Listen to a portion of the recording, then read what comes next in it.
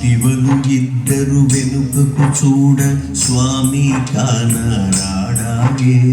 సవతులు ఇద్దరు పరుగున వెళ్ళి శిలారూపమే చూసెనుగా శిలారూపమే చూసెనుగా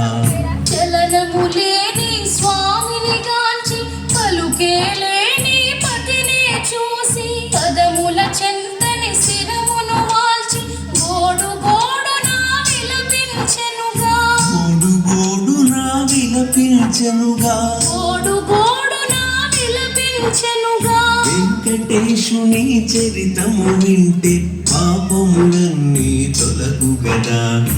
ఏడు కొండలు ఎక్కినంతనే మనసే పరమశంభు గదా వెంకటేశుని చరితము వింటే పాపములన్నీ తొలగు గదా ఏడు కొండలు ఎక్కినంతనే మనసే పరమశమందు గదా. బకుళామాత స్వామి